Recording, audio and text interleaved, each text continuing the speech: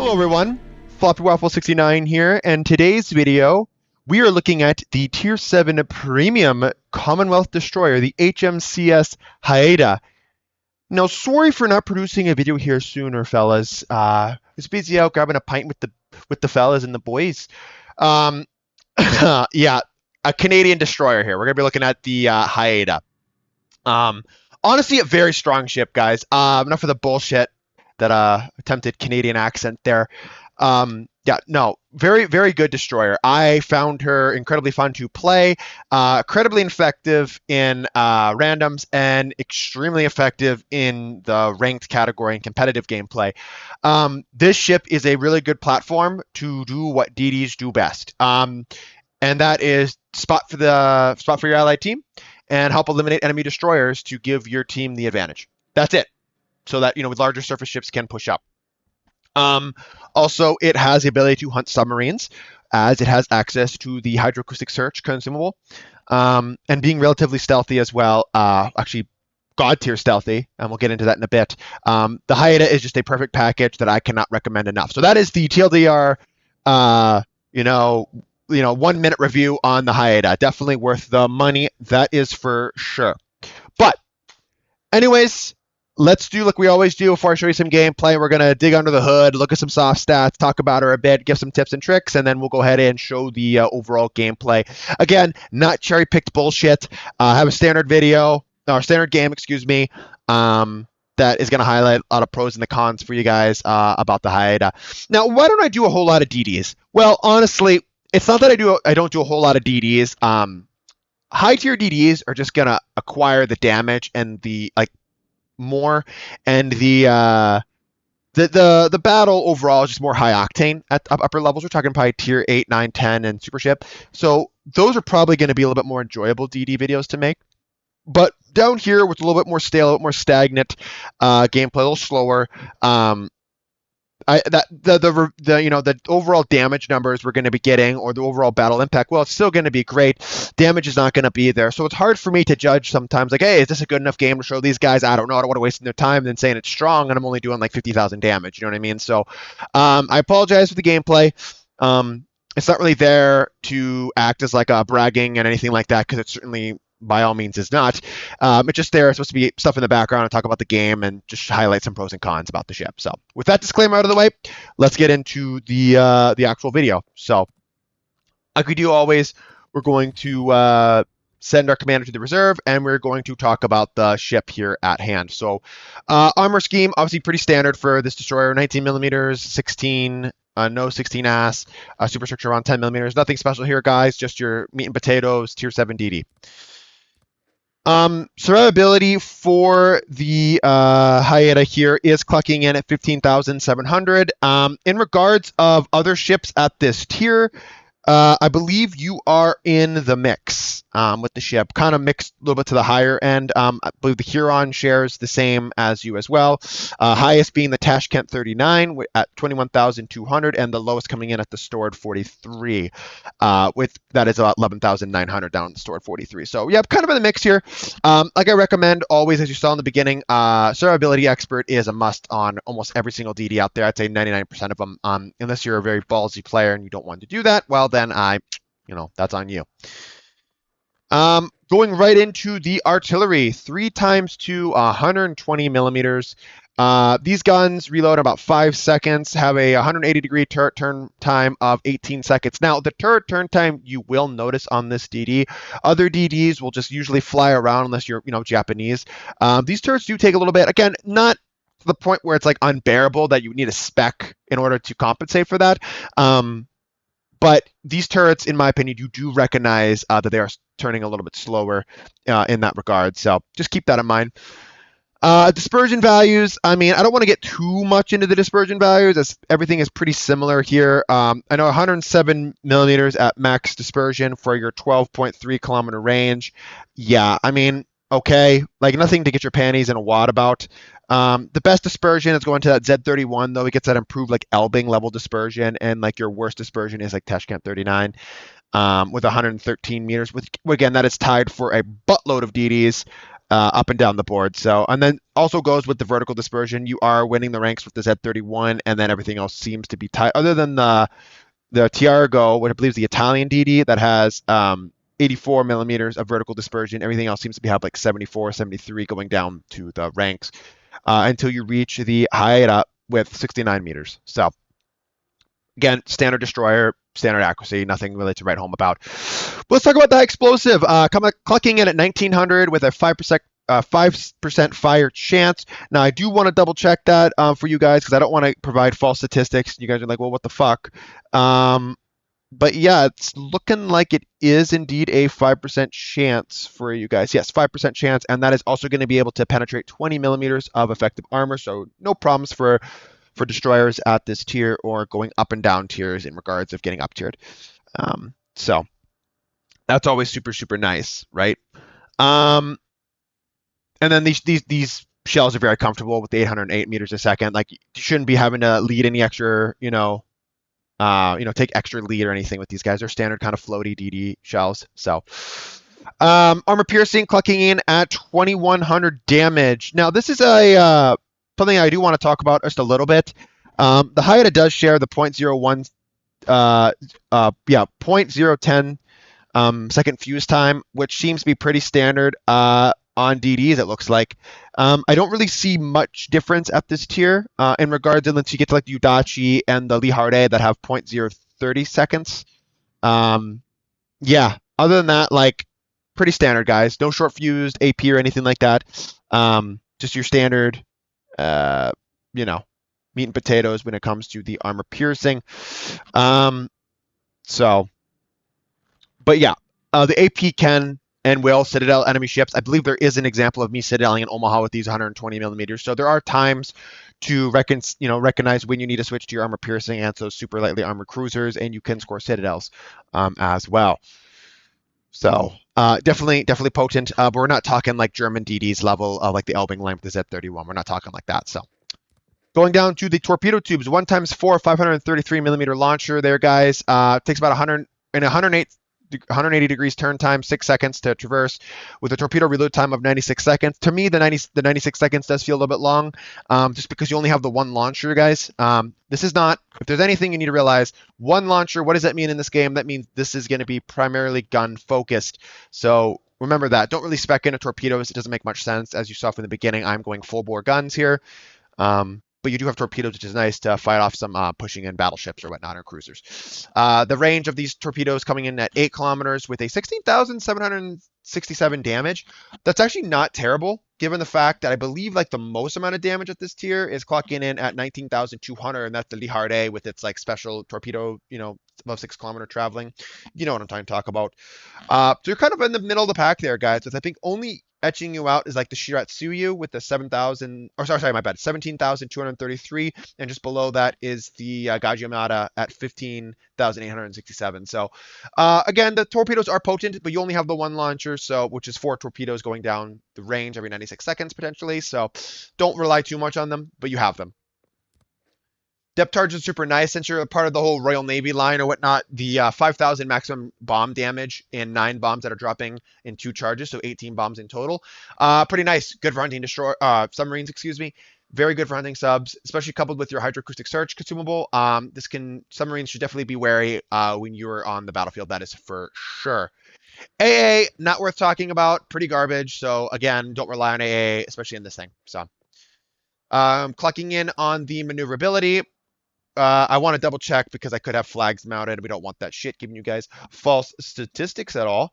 But it looks like your max speed is indeed clocking at 36.5 knots of maximum speed, not the 38.3. I must have the CR flag on. 630 meter turning radius is correct, and a rudder shift time of 3.8 seconds. That is also correct. Again, take the prop mod. It's going to help you starting and stopping in your smoke screen and dodging a little bit better for you guys in your destroyer. And obviously the best thing about the ship that I find, well, one of the best things, I don't want to just go all on the as the best thing, is base 6.3 kilometers detection with the commander taken brings you down to 5.7. Very, very stealthy. Tops the charts. I believe you are tied with the Jupiter 42, if I'm not mistaken, in the concealment department. This is going to be crucial to playing this ship and what makes her very, very strong and dangerous to fight against, as she will always have the upper hand when it comes to the initial first shot and detecting enemy destroyers first. So very, very nice. And again, air, it's not worth talking about 2.8, but that could be coupled with the AA, knowing that your AA starts firing at 5.8. Now, why would I be talking about this? Well, going back to the artillery, you do actually indeed have a secondary battery. This is one of those destroyers that has access to this 102 millimeter secondary. Now, one, don't rely too much on this thing. It's kind of there more as a meme. I do wish, though, that it would act as your main artillery, and this gun and shells just do less damage or compensate more. That'd be really cool. Of course, Wargaming doesn't want to do that. I don't know if they know how to code that or whatnot, or this is just more for the memes, but you do have this 102 millimeter gun. She has 1,500 damage, 6% chance to start a fire, and can only pen out 17 millimeters of armor. When I do inevitably get a kill with this thing, it's because it sets a fire and burns down the enemy destroyer that already has low HP. It's not really doing much in the damage department to them. But again, it has a max range of 4.2. So if you wanted to be an absolute fucking troll, you could spec the secondary flag and get up to like 4.5, which again, if you want to if you have endless amounts of flags, go right ahead and do it. But yeah, you do have access to that, which is pretty funky. Again, I want to talk about the upgrades just a little bit before we go. Oh no, sorry, I already do have the secondary flag spec. So obviously 4.2 is the max you can get it from. I think it's just 4 kilometers base. My mistake. I'll soak that one. Upgrades, I do main armaments modification 1. If you do not have access or do not wish to spend the coal on your hydroacoustic search consumable, that gives you plus 20% action time, just go ahead and take engine room protection. That just makes the most amount of sense. Torpedo tubes modification 1. I know I've seen a lot of debate about what should be in the slot.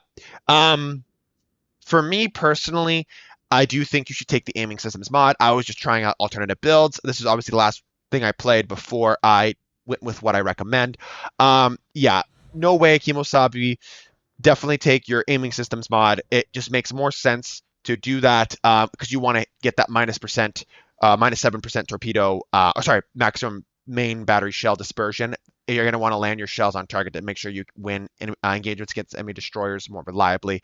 And then obviously in the fourth slot, go ahead and take that propulsion modification 1. Now, why do we do this? Well, we have a crawling smoke generator, which we'll get to here in just a quick second. And we want to make sure that we can start and stop on a dime and make sure we can dodge incoming torpedoes if not be, and maybe red or juke and whatnot as well. Definitely the preferred choice. Going into our consumables, you have your damage control party. Now, again, pretty standard. 5-second action time, 38-second cooldown. Okay. The crawling smoke generator. I've done one other review that had a crawling smoke generator, and that was my Perth. I didn't really talk a whole lot about the crawling smoke generator. To me, the crawling smoke generator is a double-edged sword. It's not really going to sell me on any premium ship that Wargaming announces. Like, for example, I think they announced that irresistible battleship that has a crawling smoke generator for New Zealand that's coming under the Commonwealth. It's not getting me too excited, though I think that's utter trollish and bullshit. That ship, it's going to be incredibly frustrating, as if the Conqueror spamming you from max range wasn't annoying enough. Now you can't see a Conqueror, essentially. But basically what it's going to allow you to do is go quarter speed forward, and it's going to keep you concealed in your smoke generator so you can farm while on the move. It's definitely going to be better in regards of staying. It's encouraging you to be actively moving in your smoke screen. But also at the same time, if you pop it, and you don't have your hydro up or no one's spotting for you, and somehow you're radared or detected, you can't even see sometimes what's shooting you, and it just blinds you and your team inevitably. So you have to be conscientious when you use your crawling smoke generator. And that is my initial first tip for you guys, is you have to be conscientious when you go ahead and pop this thing, because this could also not only work in your greatest, in your favor and be your greatest asset, but it can also work as your greatest enemy and really do more damage to you than good. So please be conscientious about that. So standard speed boost at 8%, you have access to that as well.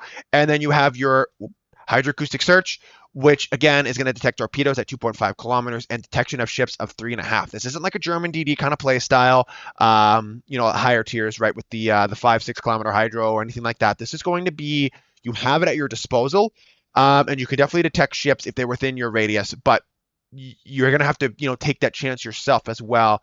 Maybe charging down an unexpected destroyer and his smoke screen is just sitting there. You can kind of, flush him out with it. Or if someone's charging you, you can see them in return. This is only going to be useful really against enemy DDs, whereas cruisers are more likely than not going to have their own Hydro, which is going to outspot your Hydro. So you're going to have to be careful again using the smoke screen and Hydro combination. Again, this is going to be useful to hunt enemy submarines that are on the surface or at periscope depth. And again, if they're fully submerged within 2 kilometers, you auto-detect them anyways with that, which I wish it would match your detection of ships for subs as well, but I digress. But yeah, so in a nutshell, this is the HMCS Haida. I had a blast with her. I do fully recommend her to any and all players. I believe that the skill 4 is about a medium with her, and the skill ceiling could be high. They could be limitless. This is going to help you, turn a lot of DD engagements in your favor. Where the ship obviously is weaker at is when it is fighting against enemy cruisers and battleships. Clearly, battleships in the regard of that you only have your guns ready to rely on and your 4 torpedoes every 96 seconds. So you really can't do an effective job at holding out enemy battleships other than being a turns firing from your smoke screen, but you don't have like the fires per minute or fire potential that like the Daring has, for example. That's more rapid fire, that is more of a psychological warfare and obviously physical as well towards enemy ships. You don't really have that as you're reloading a little bit slower, around 5 second space. Positioning is huge. Knowing what enemy destroyers you're going against is huge. And obviously, first and foremost, this DD, you must... Oh, again, this should be any destroyer gameplay. You should always be aware of who has the radar on the enemy team, if there is any. So, with CV games, you're going to have to play a little more cautious, clearly, and with submarine games as well. Don't go actively hunting submarines. Let them overextend, and then you can hunt them based upon where the enemy surface ships are located. That's my advice for you guys. The biggest thing about the Haida, now why would you get the Haida? This thing is excellent at contesting caps and battling for caps. I'm playing the objective. I almost want to say she's an anti-DD, and where I do think you should still play with kind of that mindset, I do believe the best thing about the Haida is that she has access to that, but with her slower reload at 5 seconds, again, you're not going to be killing them relatively quick, but then again, if you spot them, you outspot that enemy destroyer, they're spotted for your team. And so necessarily you have to shoot them, where your team will be doing that for you. And then you could pick your spots basically for your scene. And you're going to see that with the gameplay as well, about picking your spots when and when not to shoot your guns. So anyways, without further ado, guys, enough of me blabbering on about the Haida and how much, I blow my load to this ship. Let's go ahead and show you some gameplay about her. Alrighty, here we are in game, ladies and gentlemen, in the HMCS Haida. So, what is the Haida and how do you play her? Well, first things first, a lot of ships I'm going to tell you right off the get-go, and this is a big misconception in the game, and believe me, it comes down to what ship you're playing and what is on the enemy team when you're a destroyer. This is my take. I believe there is an overabundance in prioritizing capture points rather than ship survivability. How many times have we seen a destroyer just sail straight into a cap and then boom, dead, and now your team is down 1 DD? I'm sick and tired of seeing it, and I see it all the time. I would like players to approach the caps in a little bit more cautious manner and understanding what kind of ship you're in before you go ahead and thinking that, oh, you know what I'm going to do? I'm going to get right in there and just capture it and going to gun blah, blah, blah, blah. No.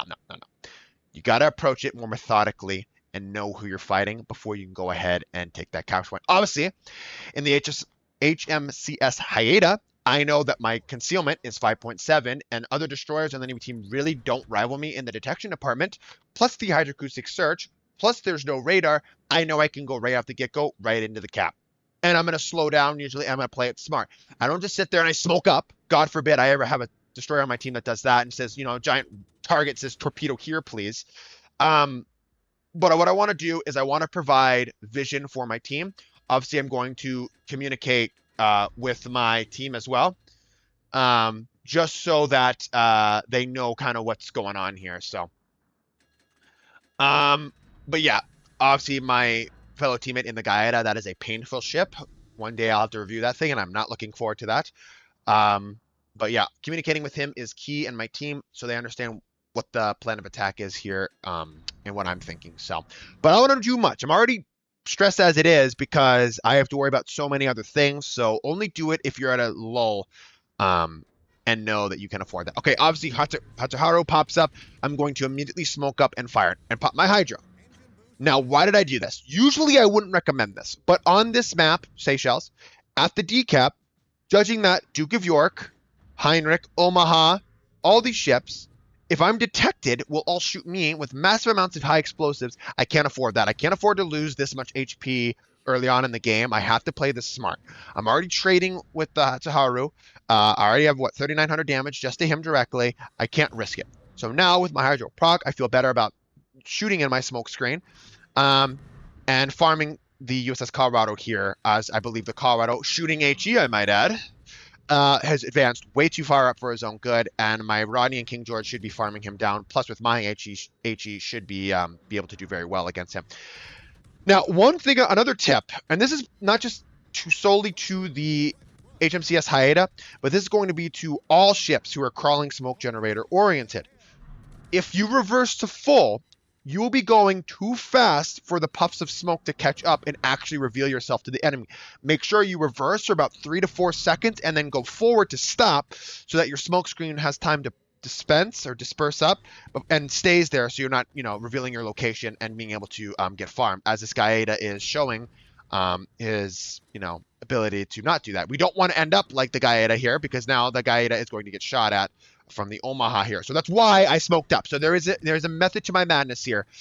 Again, I don't always do this, but it's based upon the enemy ships that have presented themselves. I'm trying to play this as smart as possible. So please, please, please keep that in mind. Now, my primary task here is not only do I want to provide vision to my team, I need to eliminate the enemy destroyers. Now, why do I need to eliminate the enemy destroyers? Well, if you have DDs, one, that's your screen. Not only from torpedoes, but from enemy destroyers who will inevitably launch torpedoes. So if I can eliminate the enemy destroyer, my bigger ships, like my battleships back there, will have more confidence to advance. Now, here it is. This is a dangerous decision. Notice how I'm not firing.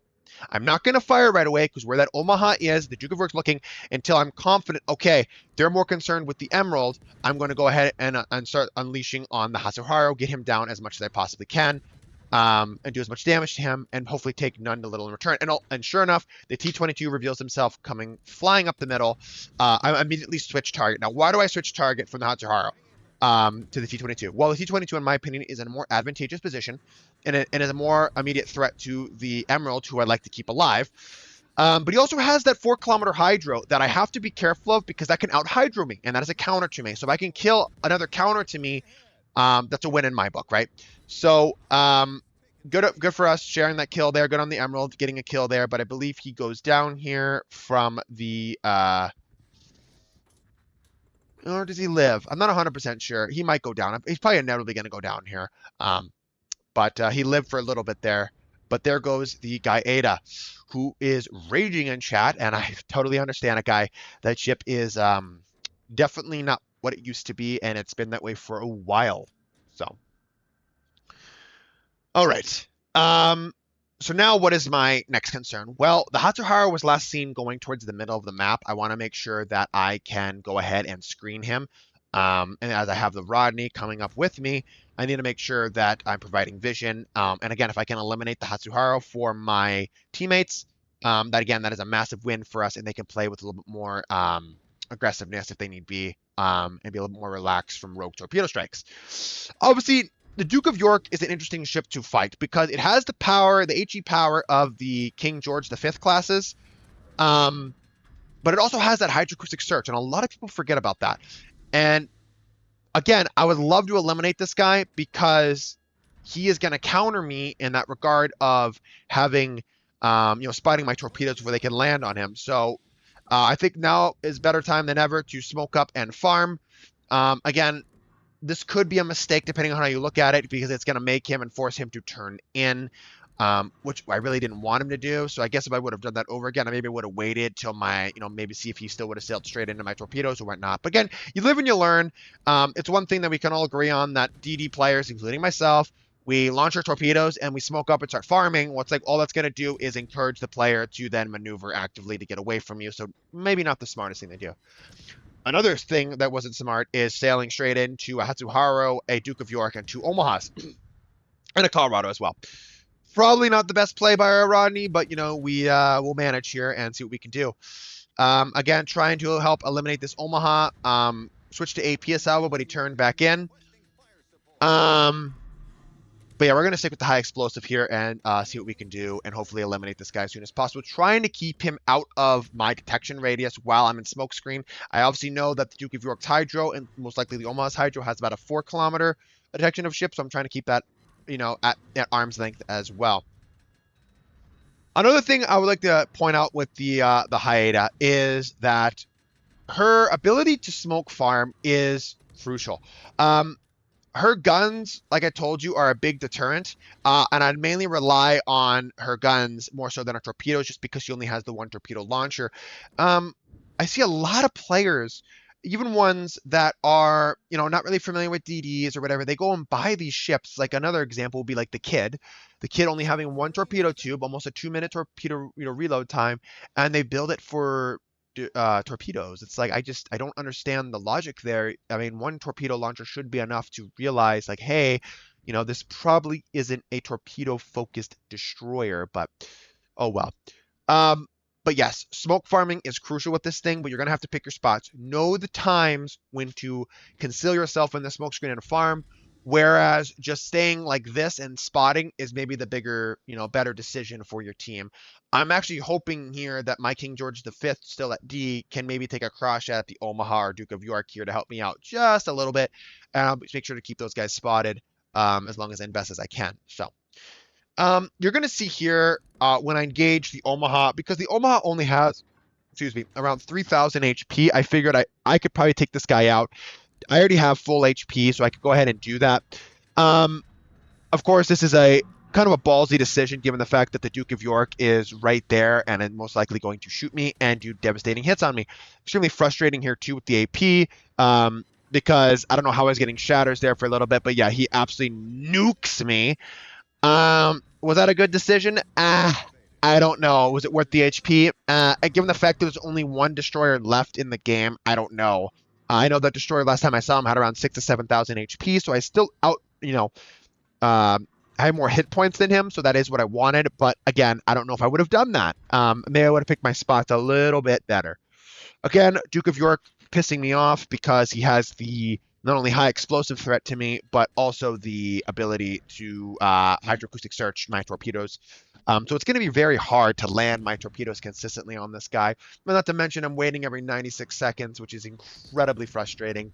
But as the cookie crumbles, right, something I have to deal with. It is a balancing factor. The ship is not about the torpedoes. It is all about the guns. Guns, guns, guns, and the concealment. So that is super nice. I don't know if she's the only crawling smoke generator DD at this tier. I might have to double check that. And she is. Okay, she is. But again, you have the FR-25 and the Tiargo that has like that fuel exhaust smoke, which is different because you could stay, your high speed in that smoke screen and still remain detected. Whereas this, you have to slow down to a quarter speed. So again, just pros and cons and trade-offs, which I like.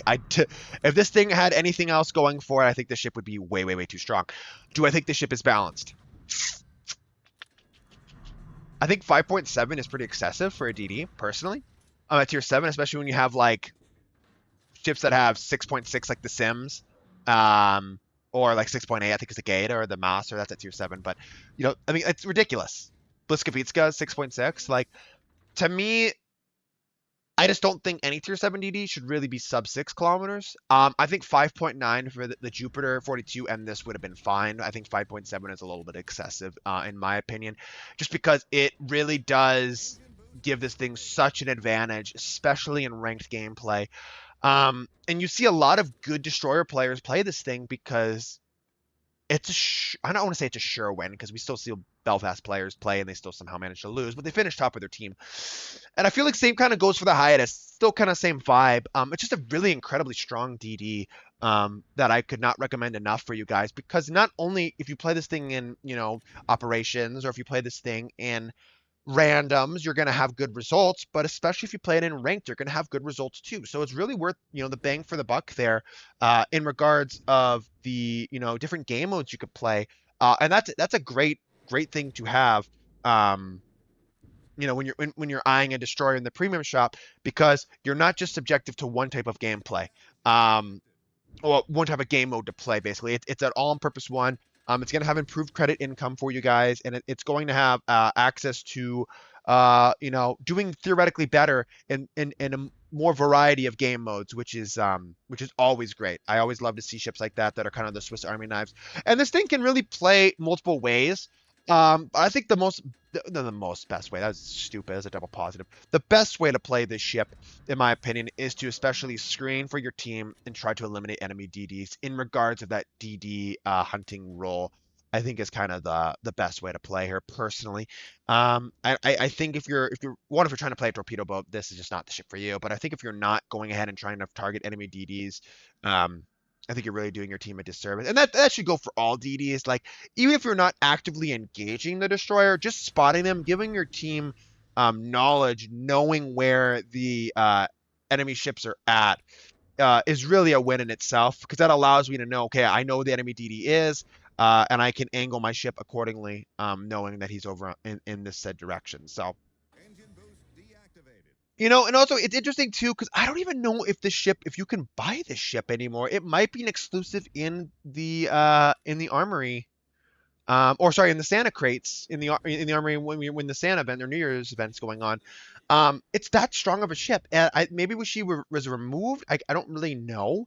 I have to do my research on that. But yeah, she's incredibly strong, guys. Incredibly strong.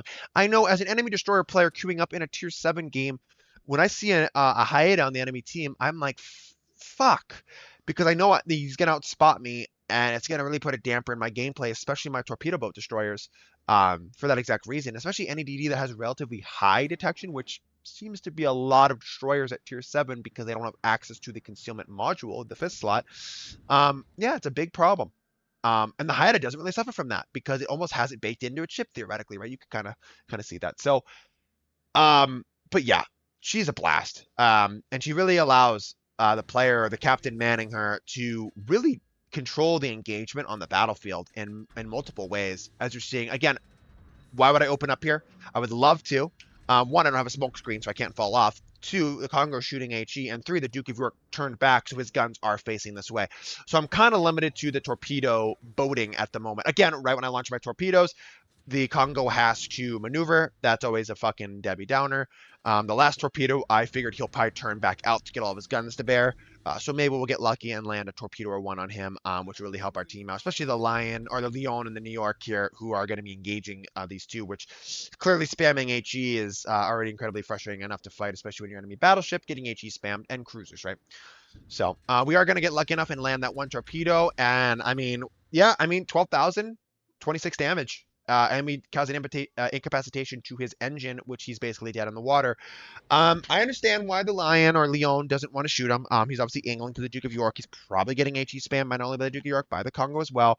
This is really bread and butter for the New York to really, take advantage of his broadside, which he is fully capable of doing. As I've said before in my review of the New York, that ship, in my opinion, is better tier for tier than like the New Mexico, for example. And more consistent, which is good. We like that. We like our consistency in ships. So, but yeah, again, to kind of summarize and sum up the Haida, I don't want to just go on babbling a whole lot about the ship or about the game in total, as you just see its gameplay footage in the background. Definitely, if you are investing in the Haida or you happen to have the Haida, obviously I don't even know if you can get the ship anymore. I'll double check. If not, I'll post it somewhere under the summary of the video. It is definitely crucial to understand that you are more of an anti-destroyer DD. Your main role is to hunt enemy destroyers and eliminate them, as it is going to help your team out substantially and potentially win the game. Look at that, 4 shell hits, we set a fire, and a incapacitation on the Hatsuharu, which I don't even know if he was AFK or whatnot. But we're going to go ahead and burn him to death and get the kill. So that's super nice. With the build I have, with the build that I'm running on my Haida, you see that you see that she is incredibly capable and strong, especially today in current meta. So if you do happen to find yourself acquiring her down the road with the Santa crate, or if she's available in the premium store, I don't think she is anymore. I'll have to double check. She's a fantastic destroyer. for you guys. And then down the road, when the Commonwealth DD line enters the game, I'm sure she'll be an excellent crew trainer as well. I'm assuming that we'll probably get a line full of crawling smoke generator DDs. You know, down that when the time comes and that line eventually adds its way into the game or comes to the game. I'm sure that's what we'll kind of get. This will kind of be the model for all those DDs. So.